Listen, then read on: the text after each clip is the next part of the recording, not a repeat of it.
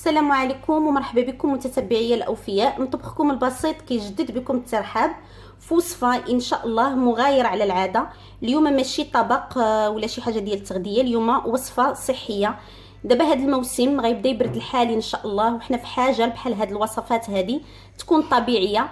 هذه وصفه ضد الكحبه ولا السعال. هانتوما سمعوا ولدي كيكحب، انا اصلا باش نصاوبها لوليداتي بثلاثه. دابا حنا بدا شويه كيتغير الجو عندنا هنا في مارتيل. وليداتي كيكحبوا، بغيت نصاوبها لهم. انا كل عام كنصاوبها، كتكون عندي بمثابه السيرو طبيعي ولا شراب سيرو اللي كنشريو من لا فارماسي. غير هذا غيكون ان شاء الله طبيعي بمكونات طبيعيه محضر في البيت. كنحضرها لهم، يعني قلت علاش لا ما نقتسمهاش مع الاخوات باش نفيدكم والفائده تعم ان شاء الله. مكونات جد بسيطه كما قلت لكم. عندي هنا زيت الزيتون، انتم شوفوا رانا مرقده فيه واحد جوج فصوص ديال الثوم. شديت الفص ديال الثوم درت له غير بحال هكا بهذه الطريقه هذه، غير هكا ولحتو في الزيت. كيخصو يتجانس الثوم مع الزيت، يعني يطلق فيه. اللي ما عندهاش الوقت باش تخليه واحد المده غادي ديروا في البان ماغي. حرصوا ان الزيت ما خصهاش تحرق لكم، كنعرفوا الا تحرقت الزيت ما كيبقى فيها حتى شي مفعول.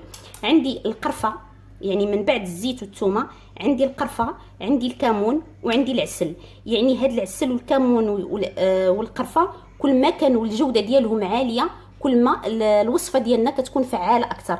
يعني هانتوما مثلا انا واخا عندي القرفه، انا طحنت قرفه طريه بلديه، وكذلك الكمون حتى هو عندي جديد عاد صاوبته على يدي، والعسل كل ما حصلته عليه من طبيعه الحال حر ومزيان كل ما كما قلت لكم الوصفه غتكون عندها فعاليه اكثر. صافي انا غادي نوريكم دابا الطريقه والمقادير اللي غنديروا في هذا نص كاس ديال الزيت. انا غنديروا شويه لان ما خليتوش وقت كافي، حيت قلت لكم وليداتي فيهم الكحبه بغيت نعطيه لهم اليوم. غنديرها شويه غادي تدفى وغنرجع لكم. صافي في هذه الاثناء غنحيد هاد الفصوص ديال الثوم، لان الا بقاو غيطلقوا لي نكهه مجهده قويه كثيره. غنخلي غير واحد غنديرو هنا في القريعه. غناخذ هاد الزيت هادي، تبعوا معايا المراحل. غناخذ بالنسبه هنا عندي نص كاس ديال زيت الزيتون، غناخذ نص معلقه ديال القرفه. انا غنوريكم القياس لان هاد السيرو ولا هاد الشراب كنعطيه انا حتى لولدي عنده 4 سنين. يعني هانتوما شوفوا القياس ديال القرفه والقياس ديال الكمون بحال هكا، نص معلقه د القرفه ونص معلقه ديال الكمون والعسل واحد جوج. واش كتسمعوه مسكين؟ واحد جوج ولا 3 د المعالق ديال العسل. وكنأكد على الجوده د المكونات. صافي غنخلط هكا العسل جوج ولا 3 د المعالق. كل ما كانت الجوده عاليه ديال العسل تقدروا تزيدوا. الا كان عسل مزيان حر 100% راه بامكانكم ديروا حتى نص كاس ديال العسل، لان غير العسل بوحدو اصلا راه حنا كنعرفوه بانه مزيان للكحبه. صافي غيتجانس.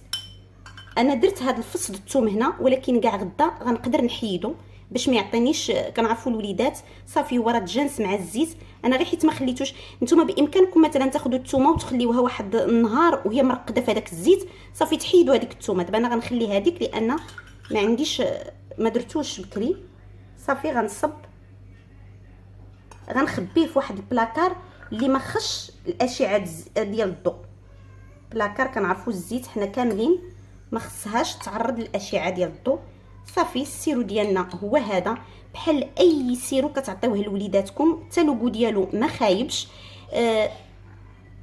غتعطيوهم مثلا بحال السيرو خصو سمعوا مسكين يبقى في الحلق تيجي ينعس. اخر حاجه ما يشربش موراه، ما ياكل مازال الا بغى ياكل شي حاجه مهم، ومن الاحسن ما يشربش الماء نهائيا موراه.